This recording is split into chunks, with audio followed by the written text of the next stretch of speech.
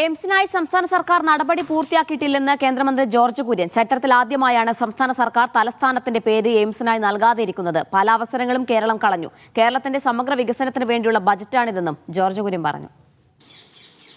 കേരളത്തിന്റെ സമഗ്ര വികസനത്തിന് ഉതകുന്ന രീതിയിലുള്ള ഒരു ബജറ്റാണ് ഇന്ന് പാർലമെന്റിൽ ശ്രീമതി നിർമ്മല സീതാരാമൻ അവതരിപ്പിച്ചിരിക്കുന്നത്. എയിംസ് സംസ്ഥാന സർക്കാർ പ്രക്രിയ പൂർത്തിയാക്കിയിട്ടില്ല. സംസ്ഥാന സർക്കാർ തന്നെ അവകാശപ്പെടുന്ന ഒരു സ്ഥലത്ത് അവർ കൊടുത്തെന്നാണ്. ഓപ്ഷനില്ല. ഒരു സ്ഥലത്ത് ഞങ്ങൾ അത് മുഴുവനില്ല. 250 ഏക്കർ വേണ്ടെടുത്ത് 125 ഏക്കർ എന്നാണ് പറയുന്നത്.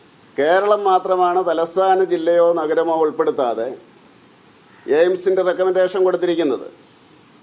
പല സംസ്ഥാനങ്ങളിലും തലസ്ഥാനത്ത് തന്നെയാണ് വന്നിരിക്കുന്നത്. എല്ലായിടത്തും അങ്ങനെയല്ല. പക്ഷേ മറ്റേ കാറ്റഗറി വന്നിട്ടുണ്ട്.